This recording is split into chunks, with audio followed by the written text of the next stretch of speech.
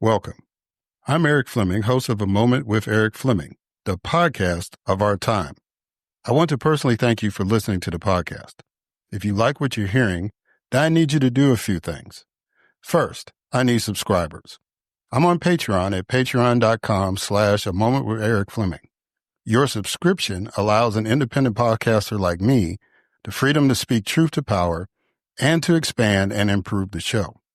Second, leave a 5-star review for the podcast on the streaming service you listen to it. That will help the podcast tremendously. Third, go to the website, momenteric.com. There you can subscribe to the podcast, leave reviews and comments, listen to past episodes, and even learn a little bit about your host.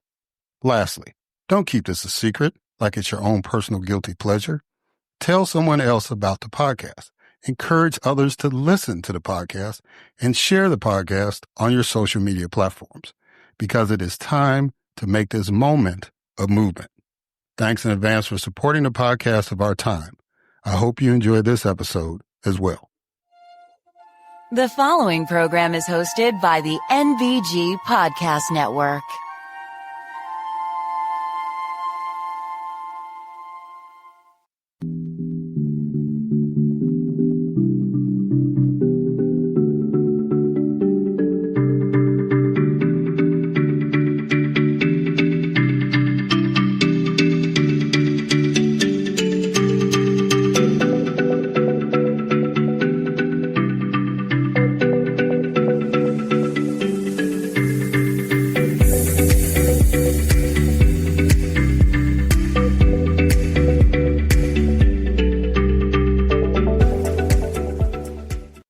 Hello, welcome to The Moment with Eric Fleming. I am your host, Eric Fleming. Today, we're going to talk about perseverance, right? So I have a couple of young ladies on who are going through some things, but they're rapidly approaching the other side of the mountain, right? One is immersed into politics, and one kind of got thrust into politics. And, you know, they're navigating that journey in a way, but they're navigating it in a positive way. And I'm really honored that they wanted to come on the podcast to kind of share what they're going through and share their thoughts about what's going on in the world that we're dealing with. So I hope that you will enjoy those interviews. I had a lot of pleasure in talking to them. And, you know, like I said, I just hope that y'all enjoy it because I think y'all will get something out of it. We're still trying to get to our magic number, 20,000 subscribers. You can go to patreon.com/Moment Eric Fleming and go ahead and sign up for that. And, you know, we got some things lined up. This is the last episode for season 11. And as you know, the way it's going, I've been doing about a couple of seasons a year. And the only reason why I say, because, you know, been doing these podcasts basically year round since I started. But I break it up so that way, if you want to go back and say, well, I need to check and see what season was that interview with such and such, then you can go to the website, momenteric.com, and, you know, go in the episode, and then you can break it down and find it. It's a lot easier to find it that way than trying to remember the name. But then you can also go to the guest page on the website if you remember the person, and go ahead and, you know, click on that person. And it'll direct you to the episode. So please go to momenteric.com, you know, and kind of catch up on episodes and all that, you know, and, you know, you can go there too and connect to support the podcast. You know, we'll take reviews, you know, commentary, whatever. What has been happening lately, which is really, really been great, is that people have been using the website to try to get on the show. Now, you have to use the guest intake to set up if I invite you on, but if you think that there's somebody that needs to be on this podcast, somebody you think I need to interview, then you can just email me via the website, or you can go to the guest intake thing yourself and set it up for them, right? If they don't mind. But, if you email me and I'll correspond and we'll see if we can get them on. I don't think I've rejected any suggestions.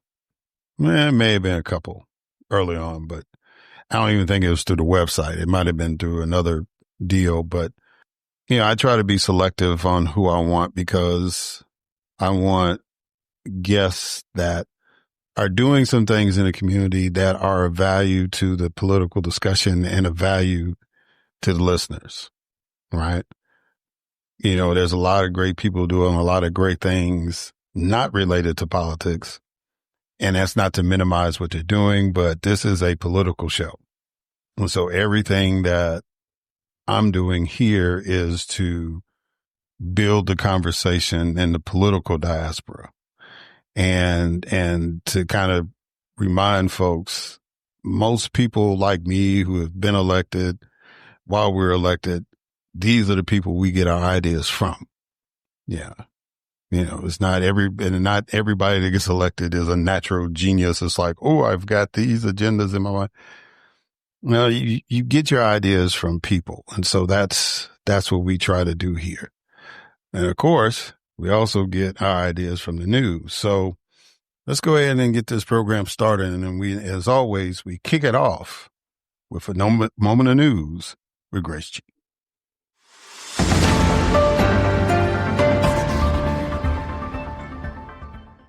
Thanks, Eric. President Donald Trump announced new weapons for Ukraine and threatened sanctions on buyers of Russian exports. Mahmoud Khalil, a Columbia University student and pro-Palestinian activist, is seeking $20 million in damages from the Trump administration for alleged false imprisonment and malicious prosecution. A federal judge in New Hampshire blocked the Trump administration from denying citizenship to some U.S.-born babies, allowing a class action lawsuit to proceed and issuing a new national injunction against the policy. A U.S. Senate report revealed a cascade of failures and a lack of accountability within the Secret Service that allowed a gunman to shoot at Donald Trump during a campaign rally last year. An immigrant father of 3, U.S. Marines Narciso Barranco, was released from federal custody after being detained by immigration agents last month. A California farm worker died from injuries sustained during a U.S. immigration raid on a cannabis operation that led to hundreds of arrests. A federal judge in California issued temporary restraining orders against the Trump administration, halting aggressive immigration tactics such as racial profiling in detentions. U.S. Defense Secretary Pete Hegseth has ordered half of the 4,000 National Guard troops to be removed from Los Angeles. A federal appeals court overturned the mortgage fraud conviction of former Baltimore State's Attorney Marilyn Mosby due to overbroad jury instructions on venue. Despite losing the Democratic primary, former New York Governor Andrew Cuomo will run as an independent in the New York City mayoral general election. Texas Democrats are criticizing President Donald Trump's plan to redraw the state's political map, fearing it will dilute minority votes. And 3 people, including the shooter, were killed and multiple people were injured in a series of related shootings around Lexington. I am Grace G, and this has been a Moment of News.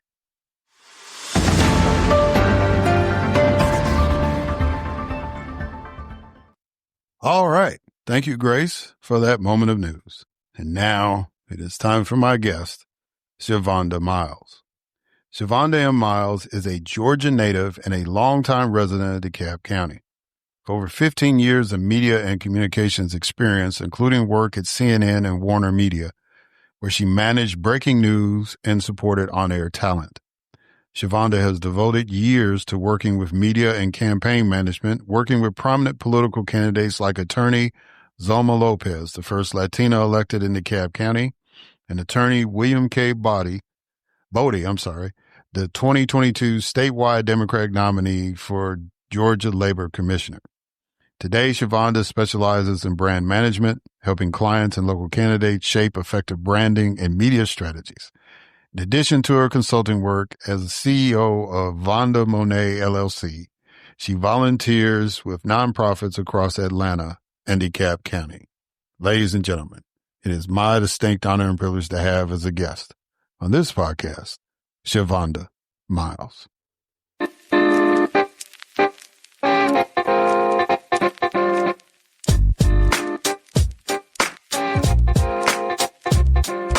All right, Shavonda Miles. How you doing, sister? You doing good? I am doing wonderful. I'm thankful to be here. Well, I'm honored to have you on. I wanted to pick your brain a little bit, and since you're active in the political scene here in the state of Georgia, and just wanted to kind of highlight you and some of the work that you've been doing. So, thank you. In order to start the interview, I usually do a couple of icebreakers. So, all right. The first icebreaker is a quote. Okay. I believe in having the utmost professional work ethic and owning your narrative. I learned from my parents early in life that if you agree to do something, follow through with results. What does that quote mean to you? That is such a story of my life. Literally. Everything you just said is what I do. I was able to be a journalist for 15 years working at CNN. And the one thing that you learn as a journalist is to control your narrative. I care about the way I look. And most importantly, I want to make my parents proud. So literally that quote, which I will get that after this episode, that is literally how I live my life. If I'm not making my parents proud, if I'm not controlling my narrative, if I don't show up being serious, no one's going to take me seriously. And the most important thing you want in life is respect. Yeah. All right. So the other icebreaker is what I call 20 questions. So I need you to give me a number between 1 and 20. All right. Let's go with lucky 7. Okay. What do you consider the best way to stay informed about politics, current events, health, etc.? That's a very good question, Mr. Fleming. I would say now, used to be nonlinear media. Now everything is digital. I literally check my YouTube channel. I check X. I check Instagram, podcasts. So I would say all those, what I just named, that is what I do literally on a daily basis from the time I get up in the morning. Okay. All right. So you kind of started it a little bit when you were answering about the quote, but explain the journey from growing up in Decatur, Georgia, to becoming a political consultant shaping the future of Georgia. Thank you. So I would say I grew up in the 80s baby. Early in life, I had to learn how to figure things out. I would say the journey to where I'm at now, I knew from going to college, University of West Georgia, I knew I wanted to be a journalist. It was directly something I wanted to do, to tell people stories. I learned early in life how to write, and it's one of those things I enjoyed it. I was probably the only student that really went into detail to write things, and I was so thankful Ms. Ledbetter at Lakeside High School gave me an award of how detailed my writing was. So I knew at an early age, this is what I wanted to do. I didn't know the journey to it. And my parents, I would say particularly my dad, gave me the confidence to, if you apply for something, you don't give up if you don't get it the first time. You keep going. So to be hired at CNN, even though it took me 2 to 3 years to get on, because you go through such a tedious process, to be an employee of a national media outlet, it was an honor. And I took that very seriously and did that job for 15 years, whether I was representing CNN anchors and domestic or the people on the phone. I was positioned as a liaison. And one of my last assignments was working with junior business analysts and business analysts for the rollout of HBO Max. So that was my last assignments before the layoff. So I know for 15 years, I got to do something that I passionately love.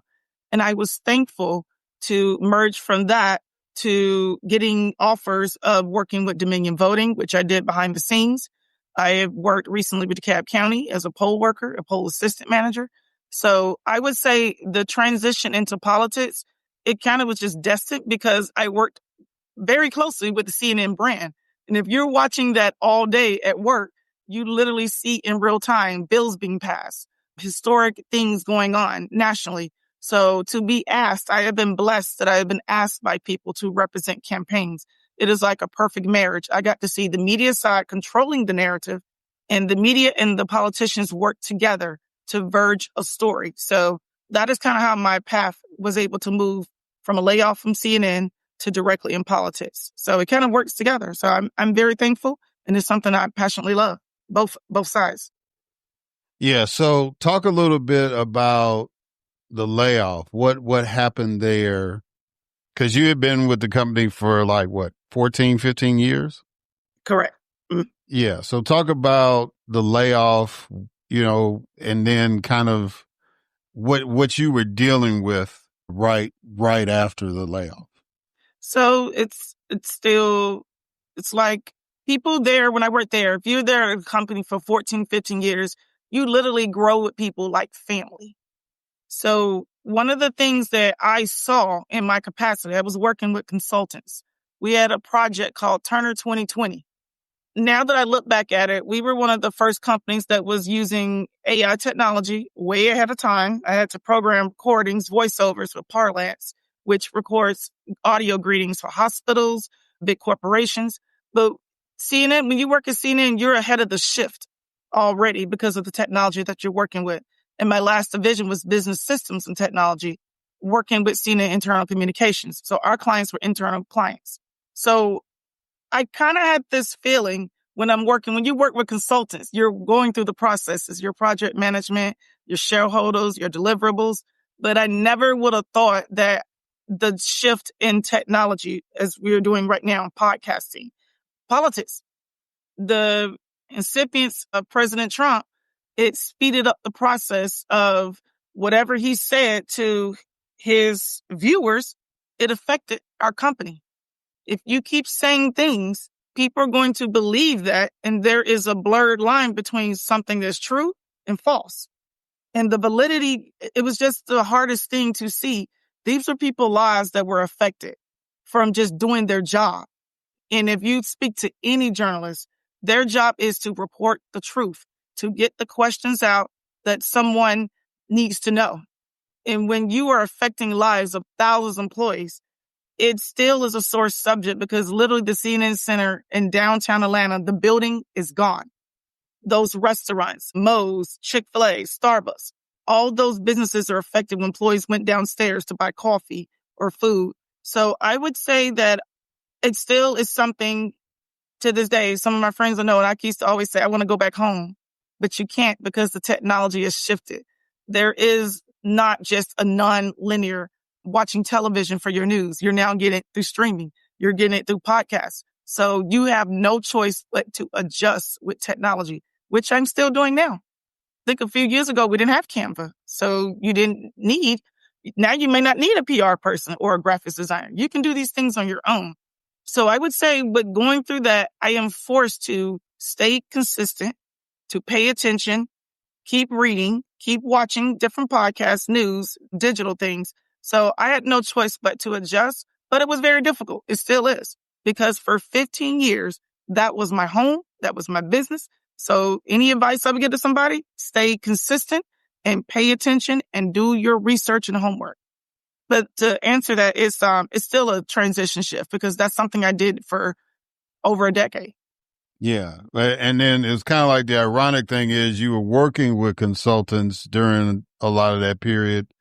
And now you are a consultant in the political realm. So I think you've transitioned pretty good. I think you're doing okay. So let me ask you this. Let's get into the political discussion. What is the most frustrating thing to you about this current political climate? Ooh, that's a very loaded question. What is the most frustrating thing? I would say having a strategy. I think that what's confusing to me, what is the strategy for going forward? When this last election, both candidates nationally, completely different paths, completely different strategies, completely different audiences. And I guess for me, as a consultant, I pride myself on having strategies for clients. What are our audiences? Who is our coalitions? And it's just confusing to me that we're just kind of moving along. But what are the strategies? What are the time when you're in a business? You have 4 quarters, business quarters. What are we doing in the first quarter, in the second, third, and fourth? What are our ideas? Where are our events at? It's very frustrating for me to just wake up one day and see a story and we have no strategy. What are we going to do to combat that? I would believe our political system, we elect these people to make decisions speaking on behalf of us, our voters. So for me, coming from the media side and the political side, I can't understand what are the strategies where we at right now in July. I think what's today? July 17th today, 2025. What is the strategy for this quarter? What are we doing to combat the problem? It has to be a solution. Everything has to have a solution. Are we having focus group meetings with voters? Are we having focus groups with small business owners?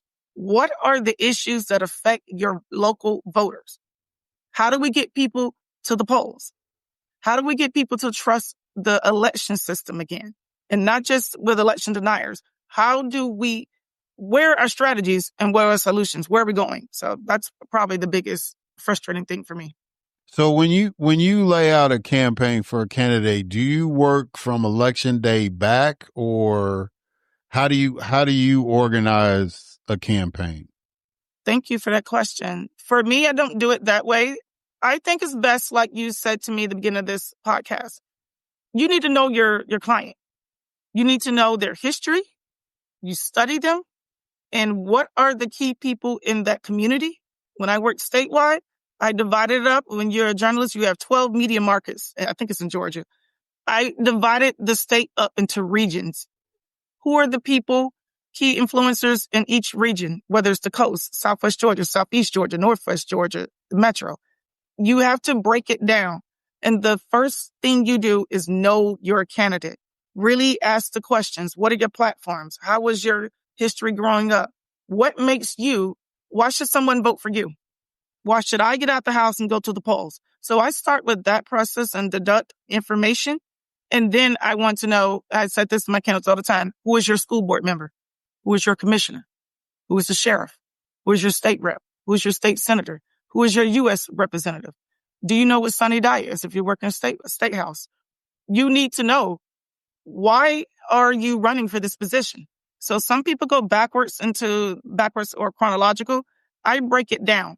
What's your relationship with the PTA? Do you go to events? Do you go to church? So I break it down of learning the candidate, who are the key people in your county. I have spreadsheets where I ask you these questions. That for me helps me to understand, do you take this seriously or not? And then we learn through messaging, communication side for me, what are the messaging that relates to people in your community? You cannot win unless people feel authentic presence, because there are people who say you meet them where they are. For me, canvassing the fields where I started, that is one of the most important parts of the campaign. Yes, you got to have money, and fundraising is important. But if you're not getting those people to believe in you and persuade with good messaging, they're not going to vote for you. So I just deduct it from my communication skill set. That's what I enjoy. I want to build a relationship with my client. I want to know what makes them the best person for the job. So I basically use a calm style with canvassing and in-person events. I think people need to believe in you, and you need to be authentic. Yeah. All right. So you successfully helped in securing a Democratic nomination for a candidate, but that candidate did not get elected in the general election. What about Georgia did you learn from that experience, and what do you think it will take for a Democrat to win a statewide constitutional race in Georgia? And I had to make the delineation because Georgia has 2 Democratic U.S. senators as elected statewide, but every constitutional position in the state of Georgia is a white Republican man. So what's it going to take for a Democrat to be able to break that? Thank you for that question. I think we start with, for example, you have people, like you said, you have your U.S. senators who represent the state and go into the Capitol. We have our state senators, our state House reps. and obviously municipals and other positions as well. For me, all I could think about being a political strategist, particularly, and I'm going to say if I'm working with the Democrats, which I have, all my clients have been 91. 91 is that number that's in my head.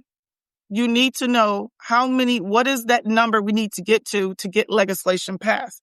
If we don't focus on our local races, no matter what bills are brought up in that legislative session, we have no power to get any legislation changed. And like I said, it goes back to strategy. Okay, so we have people who worked on national campaigns, but where are the strategies for directly the state house? How do we get to that number 91? And then you look at the districts. Yes, my candidate, I was asked to represent him in District 81. So I had to learn that district, speak with people. Some of them weren't Democrats. And I actually made it homework. I didn't have a lot of time to do that by the time I was introduced to him. But I just knew if we can get to that number 91 and we focus on down ballot races, things will change. But you got to actually do the action and the work. And it's not an overnight success. You have to go to events in person. You need to canvass. And you need to learn how to spend money wisely. And most importantly, it got to be the messaging. If people don't connect with that messaging, they're not going to vote. And I took that very seriously. I can't control how other people are seen, but I'm hoping that we can, as consultants, do our job and literally invest in your candidate. And most importantly, in your community. You cannot win if that community does not feel led to go vote. It is persuasion, but it is being in the community, meeting people where they are. If they're going to church, are they going to a fall festival? Are you going to give food to the homeless? You have to be authentic and be in the community. And I think that we have to invest and remember, we're here to do a job. This is not a popularity contest. This is not just you're going to get to legislature and nothing gets done and we're just wasting time. So for me, I think you have to make sure that you're doing the steps on a daily basis or a weekly basis to make sure that we get to that number 91. So if we don't have control of the state house, that bill is just going to be something different. It'll be a little bit of resistance. That's what's in my head, 91. So if I understand what you're saying, if I'm running statewide, like for governor, lieutenant governor, my best strategy is to make sure that there's some active campaigns in Albany, Georgia. There's some active campaigns in Milledgeville. There's some active campaigns in Columbus, Macon, Savannah, Rome. I need to make sure that we're having competitive races, whether it's in the state legislature or county commission or whatever, in those places that'll generate enough excitement for my statewide campaign. So if we can win in these spots, then overall we win the total election. Correct. And like you just said, it goes back to learning those key people in your community. Who is your commissioner? Who is your school board member? Once you start learning those people in the committee, in your community, that candidate needs to build relationships with the voters. The voters need to know that candidate on a first name basis. Oh, that's Representative Fleming. Oh, that's Representative Sam. The voters have to know who you are. They are the people that elect you. And if they don't know who you are, that means you're not in the community. You're not going to events. And you work to build coalitions with the key people. We're supposed to be a team. We have one goal: to represent the people and your party's values. We should be working together, coalescing, and getting the messaging that is clear, that represents the people in your community. Like you just said. So if you're doing something statewide, you have a much bigger areas and you still got to divide it across the regions, across the state. What is the people on the coast want? What are the people of Southwest Georgia, Northeast Georgia, Northwest? Everybody has different qualities. Those county party chairs, you need to build relationships with the county party chairs. They have these meetings every month. They have committees. They have post-seat holders. They have precinct captains. It should be a community. And you cannot win if we're not cohesively working together. That is something I believe that is a winning strategy to build relationships. Let's get rid of the egos and let's actually work together so people will feel, okay, they're strong. They got a plan. And that goes back to having strategies. But I think that there's nothing wrong with being competitive. This is America. You have the right to run. This is public office. You're doing your civic duty to represent your voters. But it got to be a plan, a strategy, and working together with the inner circles, your chairs, your state reps, your local government, your city council. You need to build a real community and, of course, affect issues that affect the voters. Yeah. All right. So Representative Jasmine Crockett recently said in an interview with The Grill that she felt like she was being used by the Democratic Party to help them raise money, but was not respected for the leader she is. Do you feel that Black politicians, political activists are being used? Just give me your take on that. Okay, I do know what you're talking about. I did see that interview with The Grill. I think what we need to do, we can't use one person to keep doing media outlets. That is exhausting to do.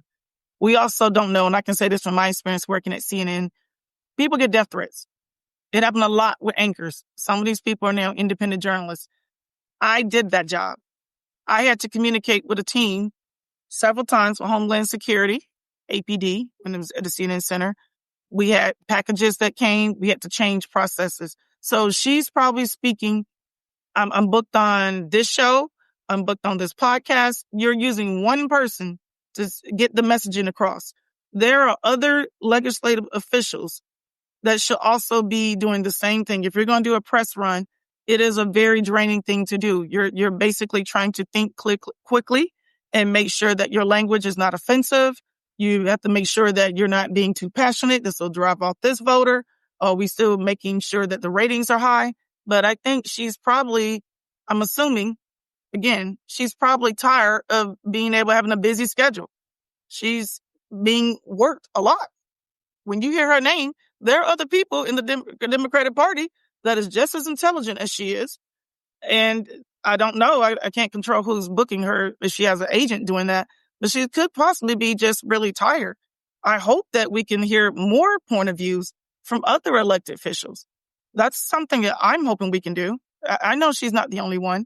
We have just as many as that. And you never know. Maybe if we use others or book other people, that's going to inspire more regular citizens to run for office. Because that's what it's about. You need that person to say, you know what? I want to be like her. I want to be like him.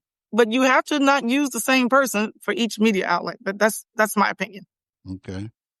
All right. Corinne Jean-Pierre stated that she was leaving the Democratic Party after all the events that took place in the 2024 presidential election.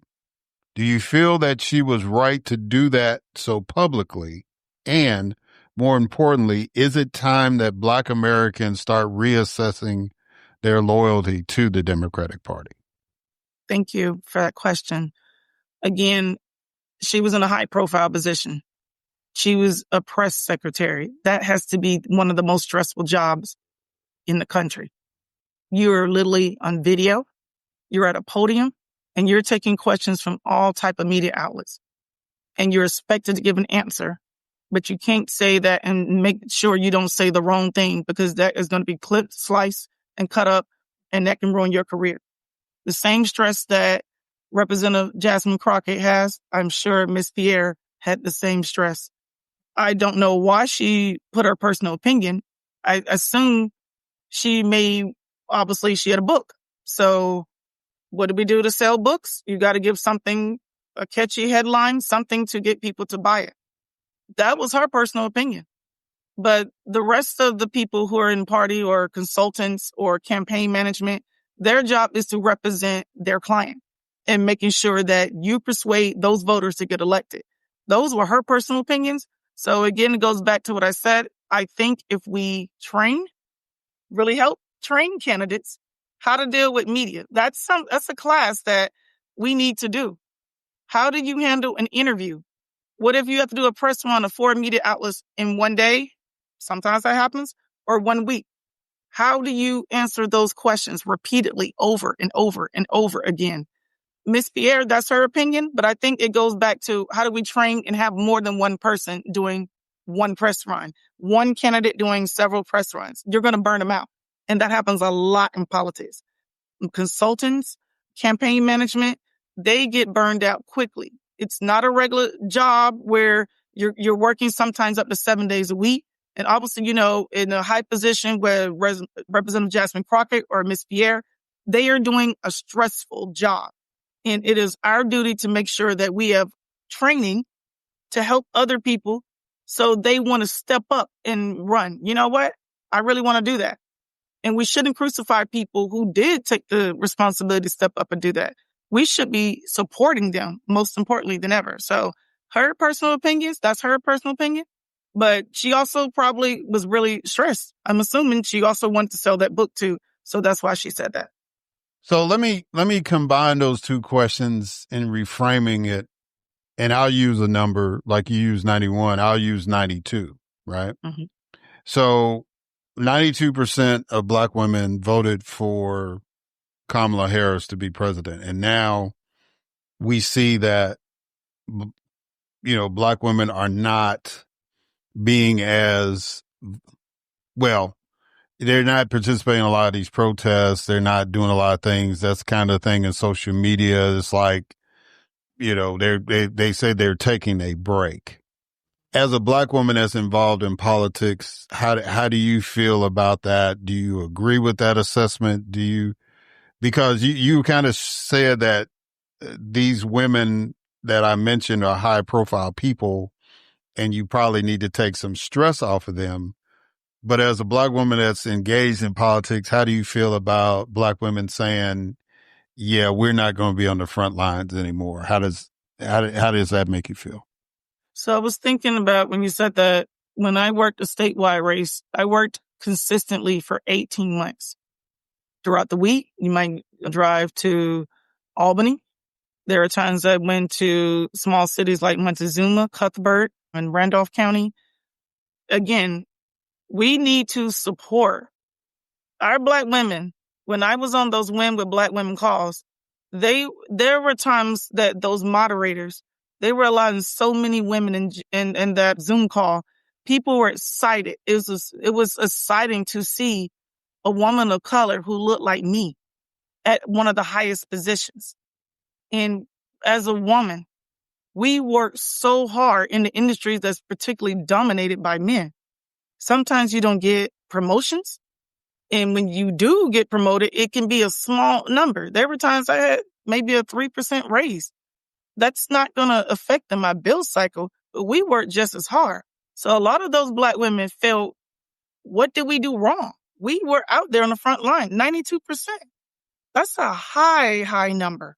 These are women that are breadwinners in their families. They're mothers. They're probably taking their kids to softball games and gymnastics or, football. We can handle so many different roles. So to see you wake up one day and say, what happened? And these women now, as you see, you listened to the press run interviews from a few months ago. There are people that show a contrast from today, from a few months ago. We showed up. We did our part. They need a break. Let them have their break. Let them go back to what they want to do to make happy, whether it's boots on the ground dancing. That's the one thing about Black women. They are resilient. We don't get the credit sometimes for working right next to a man, but they deserve their break. And when they get ready, they're going to be right back out there when they are ready. So I think that I just give them the grace. I know when I worked statewide, I needed a break. I love my family. If anybody go to my Instagram page, you will see I've been to Disney World with my family. You need that break. They deserve that break. So I support them having that break. And when they're ready, I'll be back out there with them. Yeah. All right. So the Democratic National Committee called and said, Vonda, we need your help in the 2026 midterm elections. What advice would you give them? Thank you for that question. My advice goes back to when we first started. What's the strategy? Do we have focus groups? What are our committees? Just like in the State House, they have study committees. We can't just do this, whatever we're doing before. The definition of insanity is doing the same thing over and over and over again, expecting a different result. Clearly, something went wrong. The messaging did not resonate with the voters. We had over 70 million people that didn't even vote. They didn't care. When we lose our core base, there is a problem. But you have to be authentic and have these conversations. Let's talk to the voters and the local neighbors in the rural communities. You can't expect someone from Atlanta to have the same point of opinion as somebody in Savannah or Cuthbert or Stevens County. We have to talk to those voters, have those focus groups, and get a committee and study. So if I'm asked to be a part of that, what are our studies? Are we going to have weekly meetings with people, the county party chairs? Are we going to go to the festivals and actually do a civics class? You can't assume everybody knows what the judicial, legislative, and the executive branch does. I took Georgia history in high school, but you can't assume that we have the same curriculum from years ago. So I would say if I'm asked to do that, what are we going to do? Let's get started. Let's break down in our studies and let's get started and getting out there to communities. We need to have one person, an ambassador, to go to those different regions of the country. If you're asking for DNC, you got to divide out in the country. But you got to do some homework. We got to start back and scratch, and we got to have a strategy. Without a strategy, we're lost. Yeah. All right. So let's close with this. Using your life journey, define the importance of perseverance. Perseverance to me is not giving up. It's fighting for what you want. I don't like to give up. I knew I wanted to work at CNN. I applied several times. My dad said, just keep applying. Go back, look at your resume, make them keyword changes. You get back out there. But you have to know when to make some transitions when things don't work out. And most importantly, have respect for your neighbors, have respect for everyone who lives around you. I don't try to treat anyone disrespectful. I listen. I make those changes. Most importantly, being a consultant, I want people, when my name is mentioned, that I fought for you when I wasn't even in the room. Or I want to make sure that my name is attached to integrity and quality. For me, growing up in DeKalb County, being a part of the M2M program, being bused across the county at an early age from 1988, I learned, and my parents, I didn't understand it. I'm older now. My parents wanted me to understand what being a diverse community, what do others think. So I went to schools across the county. Best experience that ever happened to me. I was able to understand different issues in the Latino community, the white community, and the Black community. You just need to be respectful and just understand that you got to keep going. I knew I wanted to do CNN. And that is one of my most proudest goals because I learned how politics work. When I watched those TV shows and listened to AM radio with my father at a young age, Neil Boards, learning from Bill O'Reilly, his O'Reilly Factor when I was there, you need to know both sides. You need to know both sides. What are the issues that resonates with this party and the other party? So for me, you just got to keep going. And I hope in my heart that people, when they see my name on paper or an event, she gave it 100% and she's respectful. So perseverance means being respectful, showing up, and not giving up. Yeah. All right. So Shavonda Miles, if people want to get in touch with you, if people want to utilize your services and your talents, how can they do that? Thank you so much. I'm working on my website. It will be finished soon. www.vonda, VONDAMONE.com. But currently, you can reach out to me through Instagram, and it's still the same, at lowercase VONDAMONE on Instagram. So I try to keep it consistent so people can find me. I like to use my Instagram just to show duality when I'm working with clients and my life. You have to have a balance or you'll burn out, as we discussed earlier today. But those are the best ways to reach me. Well, Shavonda, it's been a delight and an honor to have you come on the podcast. I know that I'm not the only one to see that you are a rising star in Georgia politics, and I hope that your profile continues to expand beyond Georgia. And I don't have to wish you much success because I know you're going to achieve it. But I'm just encouraged, and I'm glad that you came on the podcast. So thank you for coming on. Thank you for this opportunity. I take those words very seriously. I just going to hope that manifests what you just said. Yes, ma'am. I hope so. All right, guys. And we're going to catch y'all on the other side.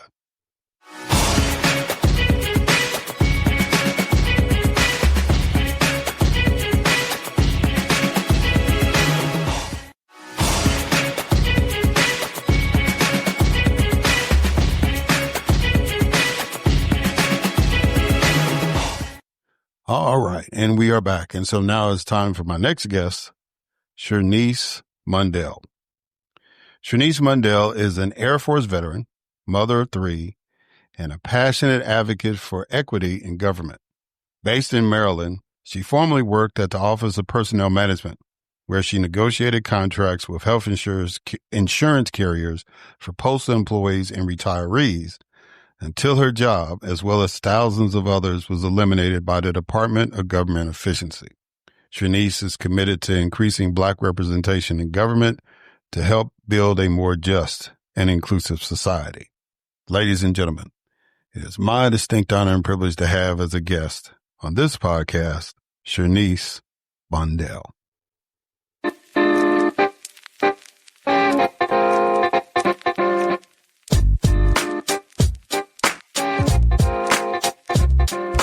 All right, Shernice Mundell. How you doing, sister? You doing good?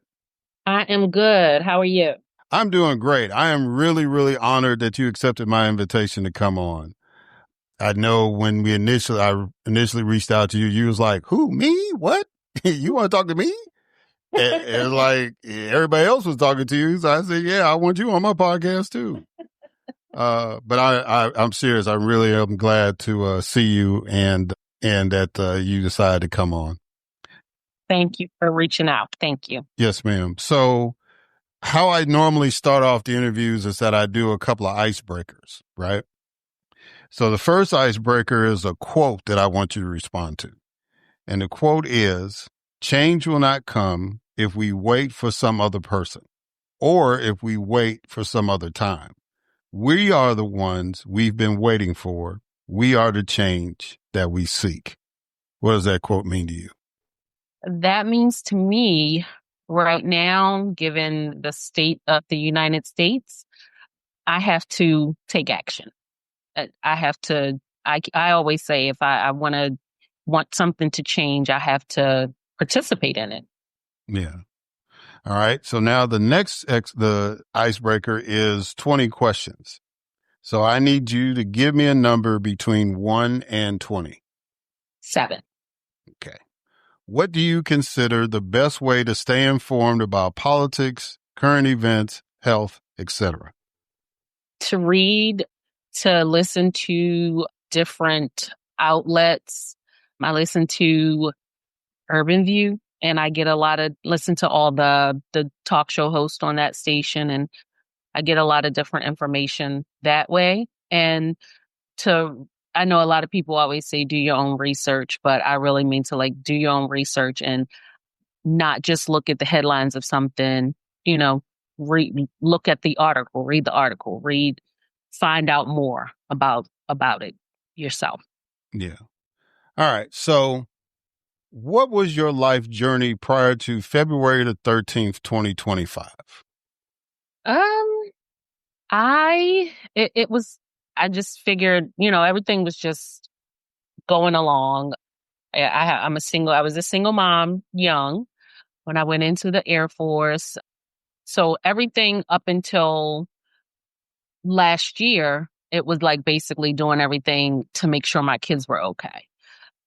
Last year, I just decided to try to move into another job field because the job that I previously had, they were all stable.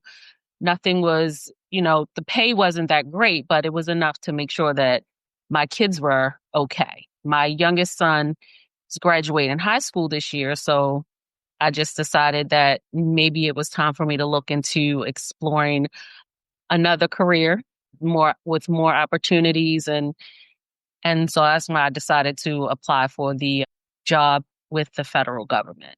And I mean, up until I want to say maybe the election, I thought everything in my life was taking a turn for the better because the pay had increased. I liked my coworkers and everything was going good until the day after the election. Okay. So how long did you serve in the Air Force? I was in the Air Force for 3.5 years. Okay. And I understand that your oldest child just got a master's degree. Is that right? My middle daughter. Oh, it's the middle one. Okay. Mm-hmm. She just got her master's last year. Mm-hmm. Okay. All right. But I know there's something about the oldest one. I think she had just got a job or she was doing something because she was telling you, Mom, it's going to be okay. And, don't worry about all this stuff. That's her. My oldest son is 29. He just turned 29. He is a truck driver. Over the road truck driver. And my my daughter, she just got her master's in accounting. And when the whole thing happened with me getting fired, of course I was, upset trying to figure out what was going to happen. And she just did basically tell me, take my time, take everything in, I didn't have to rush to find another job. And, she would take care of everything as best she could with the bills. All right. So you had 2 boys and a girl. So I'm sure that was kind of an adventure having a girl in the middle of 2 boys. All right. So what happened on February the 13th, 2025 that changed this life journey you on? Well, I had just a little backstory with the hiring. I had started working at OPM, Office of Personnel Management, in August of last year. It was 2 days in the office, 3 days remote. It was a new department. They were still in the process of hiring everyone when I was hired. So we didn't have any funding for office space. So they were trying to find office space for us. So we were 100% remote. When I started, I think maybe a few weeks into me starting, I spoke with my supervisor and she told me that because the department was new, we would have other positions available and that I would just, be on the lookout. And if once the job openings came, she would send them to me because of my skill set. I probably would qualify for something else. So in September, she sent me a job opening and told me I should apply for it. I applied for it and I was hired in October. So I started that new position in November. So after the inauguration in January, we had started getting emails, not from HR, just from this random email address, which I now know I'm sure it was Doge, saying that we could accept the fork in the road, which was the designated resignation program, which was basically saying we could resign and stay on payroll until through September of this year. We would still get our full benefits, still accrue leave, but, we would give up any rights to sue the government after we accepted it. I didn't accept it. A few people on my team did accept it. So February, after they closed out the window to accept that, they started sending me emails saying that I was a probationary employee and that they're reevaluating my job to see if I'm still needed in government. So February 13th, I spoke to my supervisor that morning and she was calling us to see who had accepted the resignation. And I told her I wasn't accepting it. And she said, okay, well, I just wanted to know because some people accepted it. We're going to have to start divvying out the work different way. She just wanted to know who was going to work on what. And I said, okay. And she said she would get back to me later on that week or whatever. And we had a department meeting at 1:00 that day over Teams. So I logged onto the meeting. It was from 1 to 2:30. In the middle of the meeting, I got a message from a Teams invite saying, join this meeting at 2:00, which I wasn't sure what it was because this meeting was scheduled until 2:30. So I'd emailed my supervisor and asked her if she knew anything about the meeting. And she said she didn't know. So she called me and asked me to share my screen with her so she can see what the meeting was. I shared it. She said, I have no clue what this is. She said, just hop on the meeting and just keep me informed about what's going on. Because at this time, none of the upper management knew what was going on, like the emails that we were getting. If it didn't concern you, you didn't get it. Most of the time when everyone else in the world learned about the resignation, that's when we learned about it. They would send us emails 10:00 at night, 1:00 in the morning. So I get on that meeting about 1:50, and it's as I'm getting on, it's maybe about 10 people on there, and there's a lady talking, and she says, if you're a part of the union, you should get your union rep on the phone. And then she muted her mic. So we waited for about 10 more minutes. By that time, it was about 70 people on there, 70, 75 people. And someone asked her if she could repeat what she said. And she said, sure. So she said, I just wanted to say, if you're part of the union, you should get your union rep on the phone. And a lady had said, well, we were told we couldn't have any supervisors or anything on this call. And she said, well, they're probably about to fire us anyway. So you should turn your cameras on and let them see. And after she said that, everything just went blank. They disabled the chat, disabled our cameras, disabled our mics. So we had to sit there for maybe about 20 more minutes, 20, 25 minutes. And we got another invite and it said, join this meeting. So I clicked on that, and it was a pre-recorded call from whom I'm assuming is the acting director of OPM now. I think is Charles Ezel. And he just basically said that I was a probationary employee and that they had evaluated our position and we're no longer needed in the government. At 3:00 today, we will be terminated. If you were in the office, you needed to pack up all your non-government issued equipment. Pack up all your government issued equipment, leave it on the desk, and exit the building and give your ID card to the guard at the front desk. And if you were home, that they would contact us on how to return our equipment.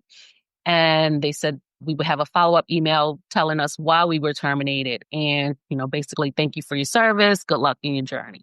And then it just went on a loop again. And then I emailed my supervisor, told her what was going on. She didn't know.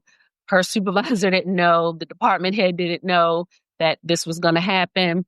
They all just got on a Teams chat and just was telling us, how sorry they were because it was a few of us in the department that were all probationary and was fired. And then at 3:00, my access was terminated. Wow.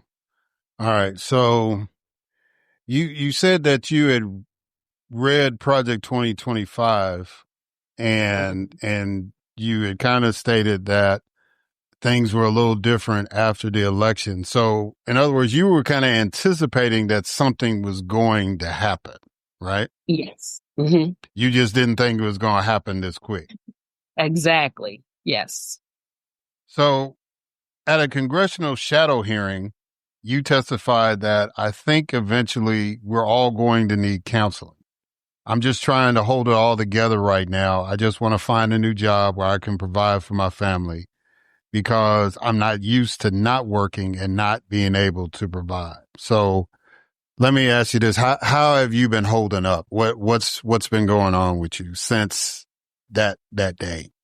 Well, since that hearing, there was a court order back in April when they said that the probationary employees for certain agencies were supposed to be brought back and placed on administrative leave with pay. I was one of the employees. OPM was one of the agencies. I got paid one pay, and then ever since then, I've been put on leave without pay. Nobody will contact me when I try to, email them because there's no phone numbers to call. They won't return anything to let me know why I'm on leave without pay because it is actually illegal for them to place an employee on leave without pay without the employee requesting it. And I didn't request it. So I haven't gotten paid since April. I guess I'm technically still employed, but I guess that's just a name only. I haven't found a job yet. I'm still looking. My unemployment will be running out next month. I think up until last month, I was doing okay. Always optimistic about what's going to happen because I know because of the faith that I have in God, I know that he's not going to just leave me. I'm sure everything happens for a reason. So I know eventually I'm going to get through it. But I know in the past month, I felt like I was in I wouldn't say a funk. I've been pretty depressed. I'm just feeling like I'm coming out of it because I don't know, something just feels like it's about to change for me. And so I feel a lot better this past week. But I know the past month has been like really hard. I had a pre-scheduled trip for my 30th high school reunion. We went to Punta Cana for a week, and that kind of cleared up things for me. I got to enjoy myself a bit. I'm sure it would have been even more enjoyable if I wasn't in this predicament, but I did get a chance to do that. But right now I feel like I'm coming out of my funk, and I'm hoping things will get better soon. Yeah. So do you know who is handling the legal aspect? Is this still in litigation right now as far as whether y'all are back or not, or are you in contact, or is anybody in contact with you as far as how this is going in court? No, not really. I did once when I was initially fired, because you have 30 days to file an appeal with the MSPB board, and I did that. But then when I got rehired, that's still pending. I did reach out to the union. My union, they were helping me.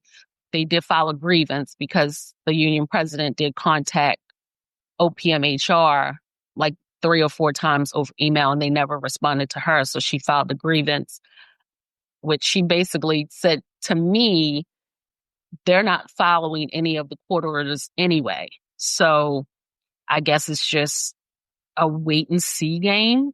I don't know. I know the lawyer that was assigned to assist me with appeal, he contacted me and said that he contacted me like 2 days ago, and he said that the judge made an order that OPM couldn't be included in the class action lawsuit.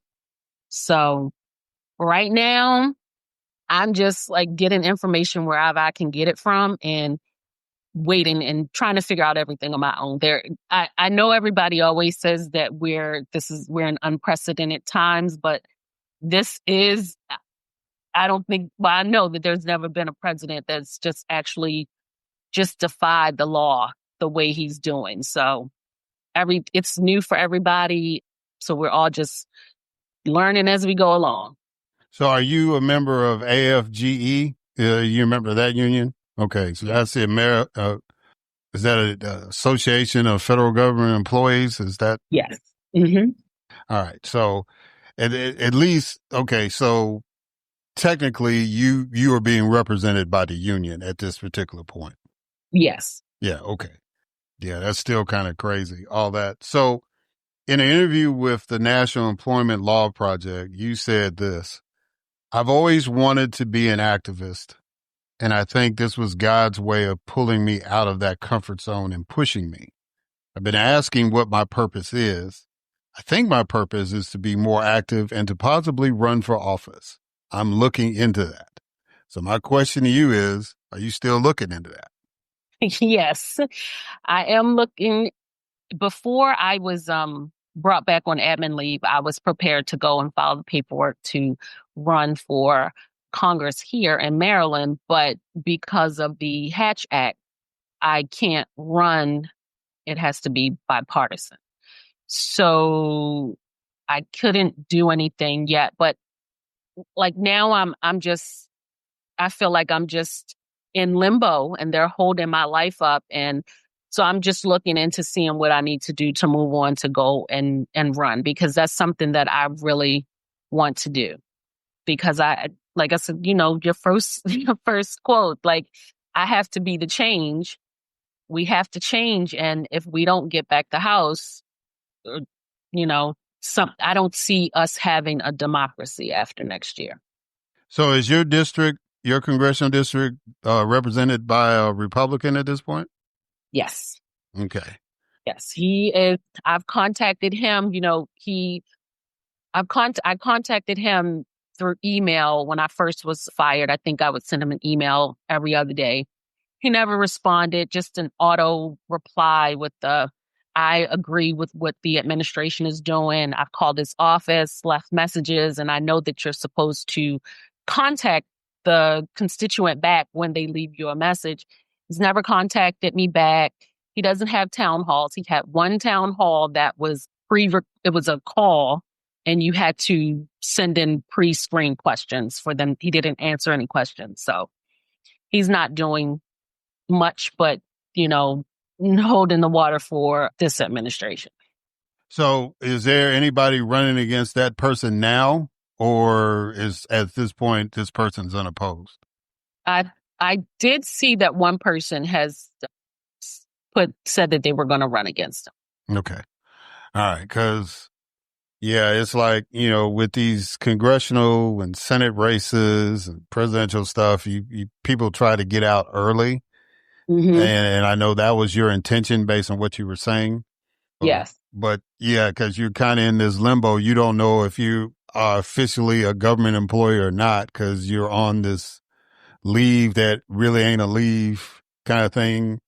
Exactly. Exactly. And I do have, I have so many people that are, willing to help me with to start the campaign. But, until I figured that out, Yeah, well, I guess I shouldn't be giving campaign advice, but it sounds like to me that if you really are serious about doing that, you might want to. Have you talked with anybody? Let me do it this way.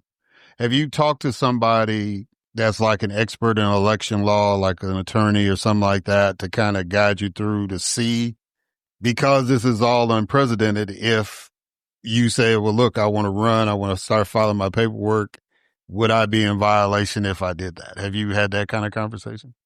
Not with an attorney, just because I know that there's a lot of other federal employees that were fired, that we have like starting a little coalition where we're supporting everyone on that they want to run for office. The only thing that we really found that if you violate the Hatch Act is that you would be fired. Gotcha. Which, I mean, I feel like I'm basically fired now, so. Yeah, it's kind of like, okay, well, it's like at this point, you don't have anything to lose, but I'm glad that there's a support group out there that a number of you all are sitting there talking about it and assessing whether it's something that you should do and all that kind of stuff. So how do you feel? Well, let me ask you the question this way. What do you want to see happen going forward, as far as you personally and as far as how the country goes? I just, for the country, it's easier for me. I just want people to wake up and realize that what's going on, even though it's not affecting you right now, if you look at the bill that they just passed, everything is going to eventually trickle down to affect everybody, kind of how they think trickle down economics is supposed to work. That's what's happening with the destruction of this country. There's so many people that are not informed about what's going on, which I can't really say that I understand, because before, I mean, I have a love of politics, but when my life was fine and nothing was affecting me, I had no reason to, I would go vote. And once, whoever was in office, as long as they were doing a good job, or wasn't anything crazy like what's going on now, I just kind of went along with the flow. But I just want people to understand, not just listen to talking points from, right wing broadcasts and everything like that. I just want you to know that you have to look into it and see what's going on, because like I said, it's affecting everybody. And even with people that aren't like MAGA supporters, just regular people that are not brainwashed by what's going on, I just still want them to be informed too, because it's a lot of my family and friends that they don't really know what's going on either until I told them what was going on. You know, a lot of people think that we were fired because we didn't want to go back into the office. And that's not why we were fired, or we weren't doing any work, or we didn't want to, work, or, they just don't know what's going on. So I just want them to be more informed and get involved, because right now we can't really depend on just our leaders. This is right now, it's going to take the people to take back what we've lost in these past 7 months.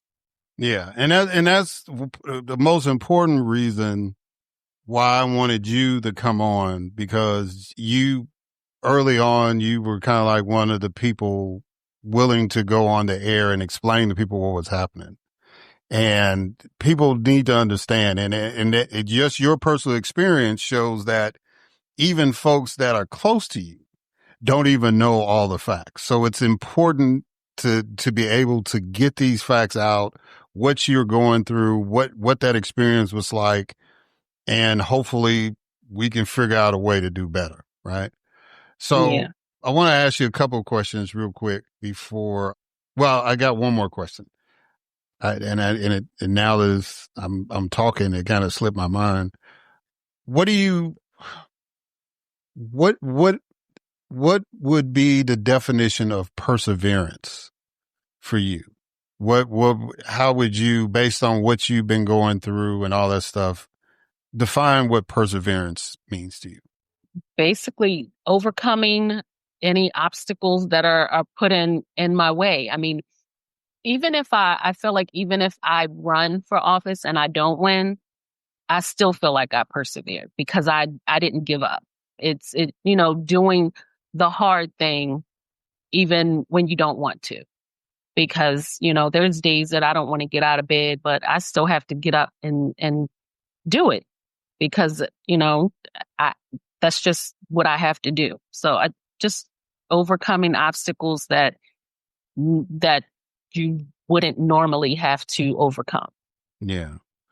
And I did have so now I thought about the question.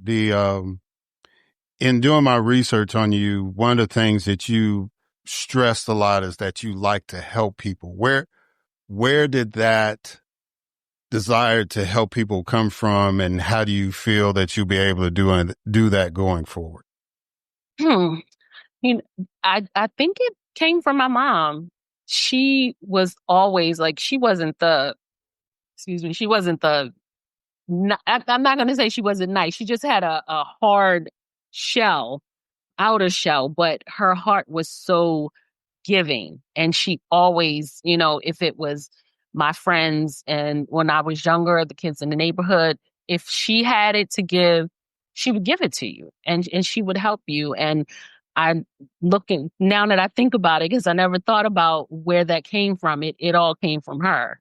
And, if I can help anybody, if I have it and I can, it's not gonna, even sometimes it might be to my detriment. If I can help you, I'll help you if I can.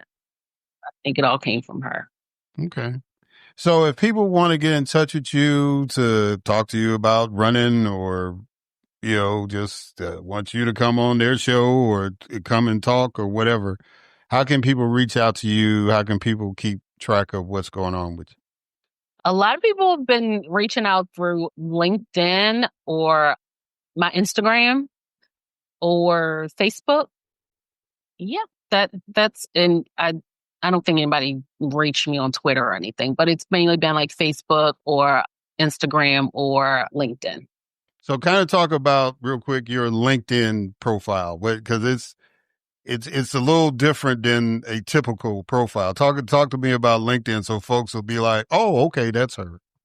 Oh, look, I just went on there because I was trying to put my resume on there. because I needed a job. And that's where everybody, like, I just go on there and people will just send me a message. They'll want to send me a message and connect to me that way. And excuse me, not the LinkedIn. I said LinkedIn. I meant Instagram, because your Instagram is pretty unique.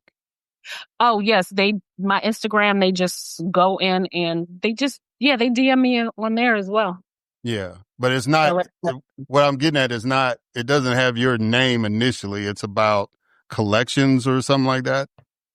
Oh, I have one. It says it's my niece. And then I have one because I like to coupon. So I have two different ones. One is for couponing, and then one is my own, like, personal one where everybody will DM me for stuff. And that's my niece. I think it's my niece 77. I guess I hit the coupon one. That's why I was fascinated. I was like, coupons, okay, all right, I feel you. I said that's going to come in handy right now until something breaks. It does. Look at my basement. Down to my basement. You won't be. I will not be stuck like in the pandemic. We was not stuck without the toilet paper. Well, Shernice Mundell, I'm really glad that you came on, and I will continue to keep up with you, and hopefully things will work out, either job wise and or seeking political office. Just reading about you and your heart's in the right place, whether you want to serve in government as an employee or serve as an elected official. And I hope you get that opportunity to do that. So I just want to thank you for coming on, and thank you again for doing what you're doing and hanging in there. Thank you. Thank you for getting my story out. I really appreciate that. And when I go file, I will let you know, because I'm definitely going to be filing. All right. Yeah, please do that. And you have an open invitation to come back. So that's a rule for all my guests. It's like, anytime you want to come back on, just let me know, and we'll make that happen. Okay. Thank you so much. All right, guys. And we'll catch y'all on the other side.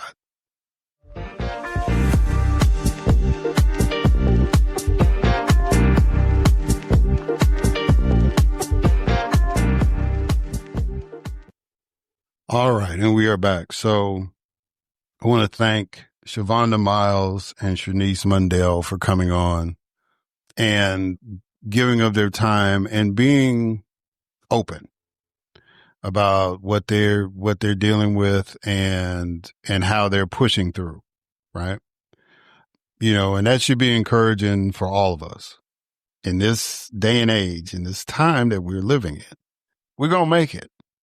It's not going to be easy, but we're going to make it. We're going to get through it. So I thank them for coming on, as showing as themselves as examples of that.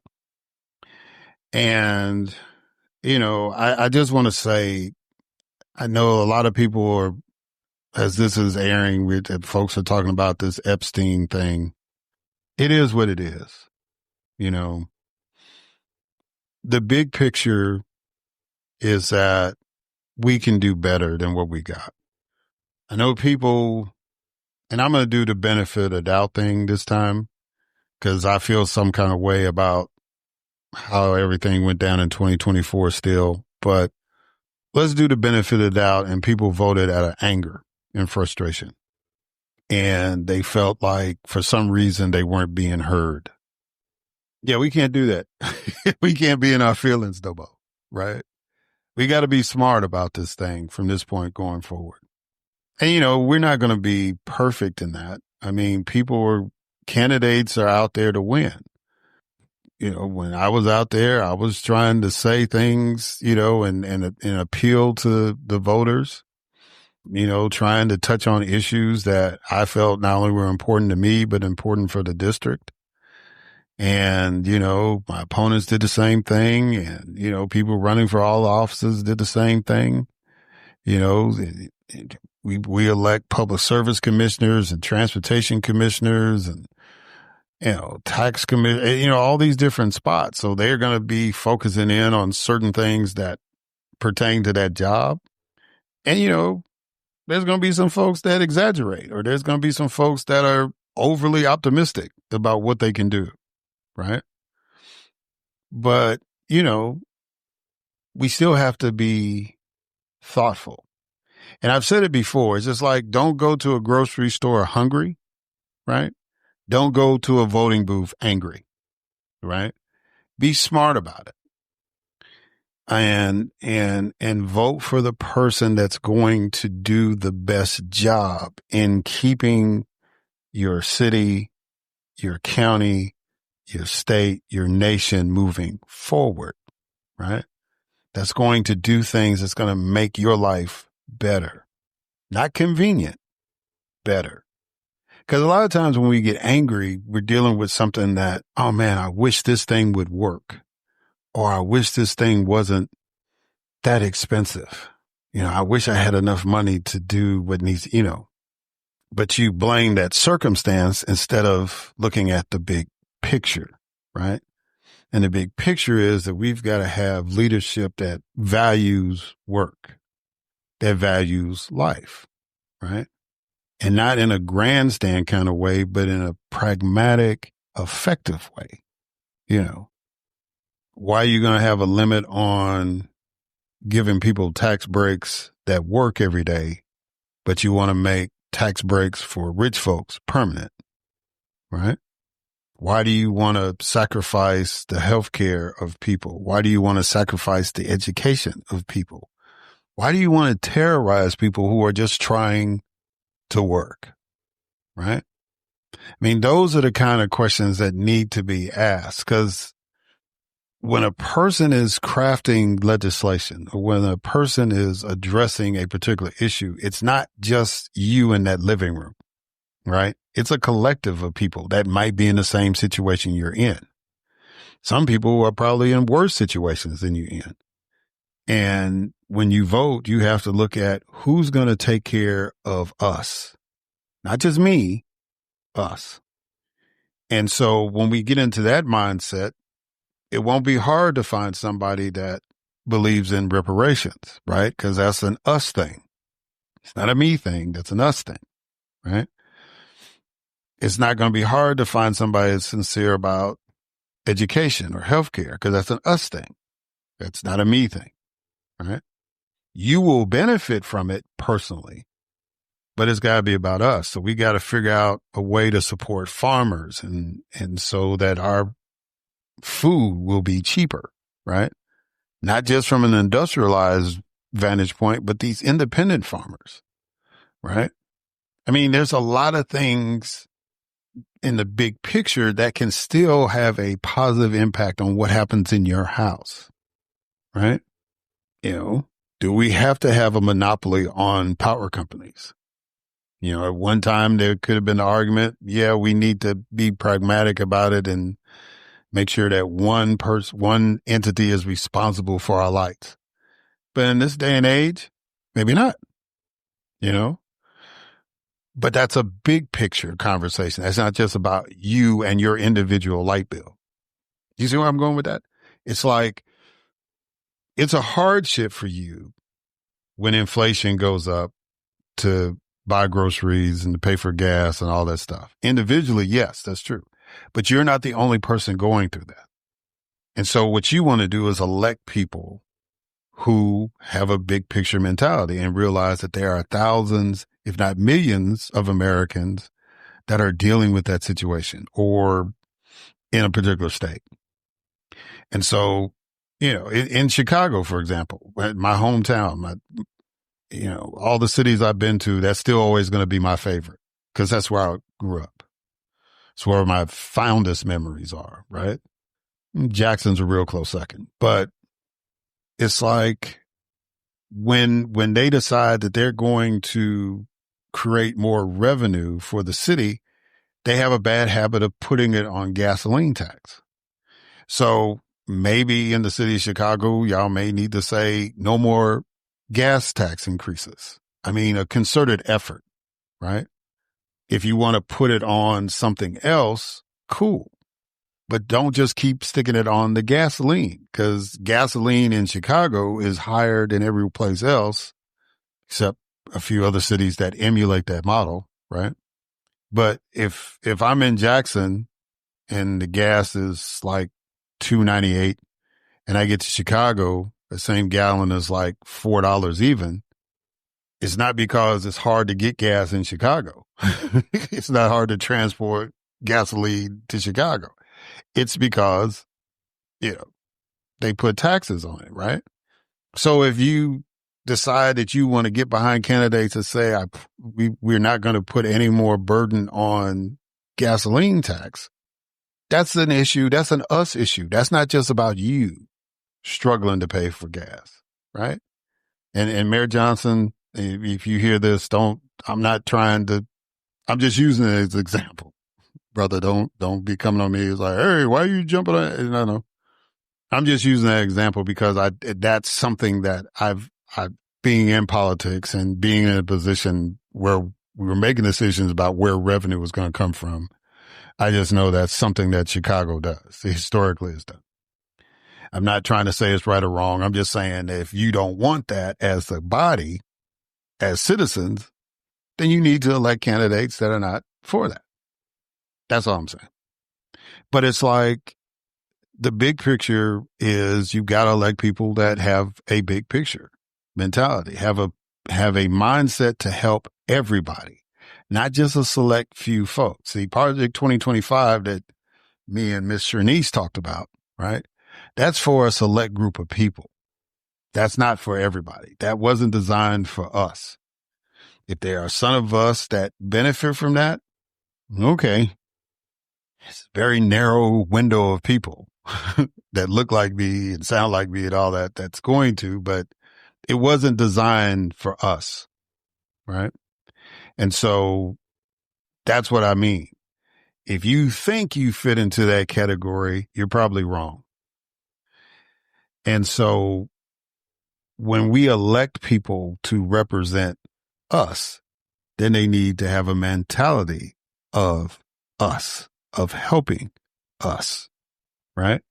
In the preamble of the Constitution, it didn't say provide for the general welfare of a few, provide for the common defense as a few, right?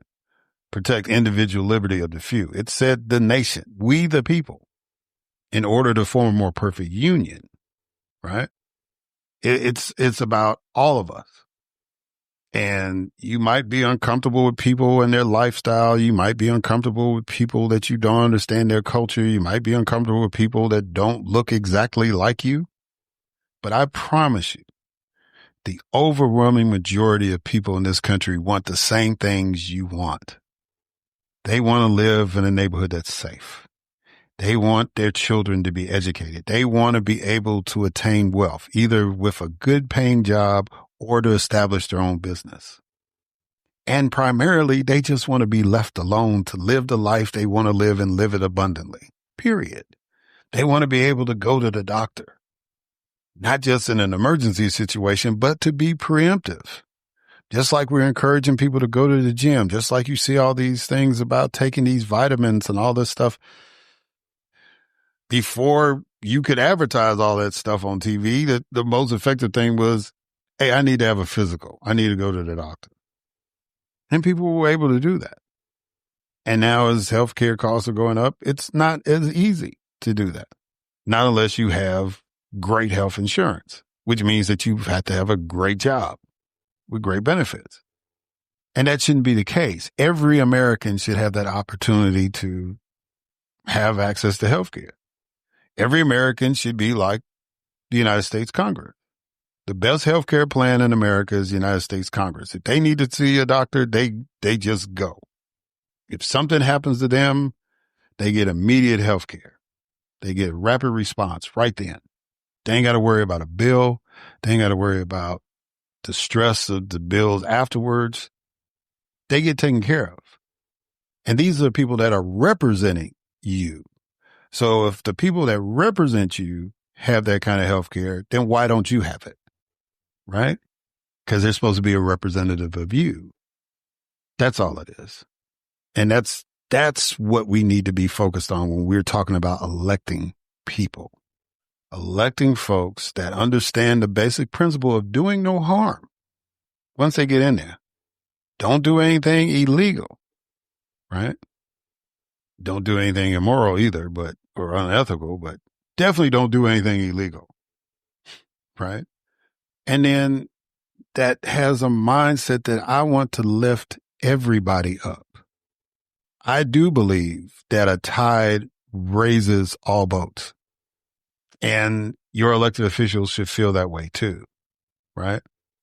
Everything that Black people fought for in the civil rights movement has benefited everybody, even to the point that other folks have used the strategies, right? Whether it was legal, how to protest, all that stuff. The rising tide lifts all boats. So that's the mindset that we have to have in governing. And despite the reality TV show type theatrics that's going on right now, the biggest sin of this current administration is that they don't give a damn about everybody. They just only give a damn about a few. And that's not the right mentality to have in elected office. We can have differences about how to approach an issue, but the ultimate goal is that we want to help the most amount of people once we get to an agreement on how we're going to do it, right? If your whole objective is, well, I'm going to pad my pocket and take care of my friends and screw everybody else, that's not what government is about. That's why government is not like a business. Doesn't matter how much you pay into the government. If you're a citizen, you're supposed to benefit from it, right? The collective agreement is that all of us pay our fair share to make it work for everybody. And there are some folks that don't understand that concept. The people that make the most money pay higher taxes or a higher percentage, right? Or just volume, even. If everybody had the same tax rate, they would pay more because they have more money, right? But there's people that have money that don't get that. And so they elect people that have that just keep us safe and let everybody else figure it out. It's not how it's supposed to work.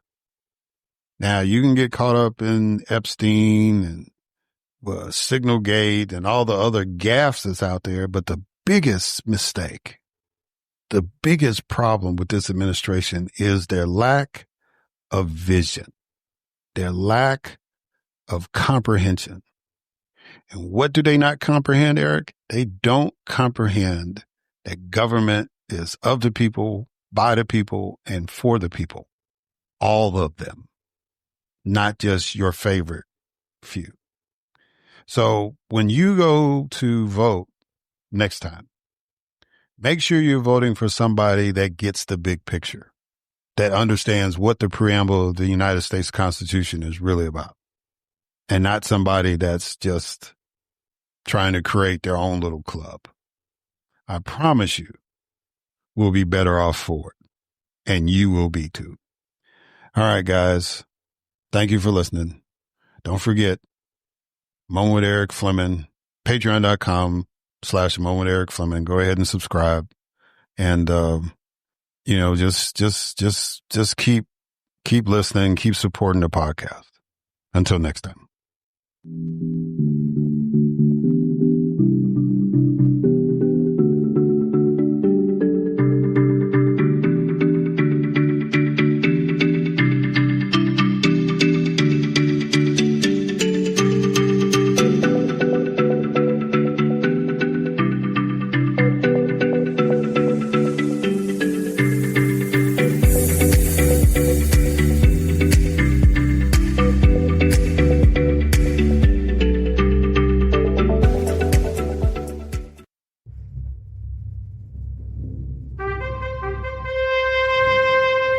NBG Podcast Network.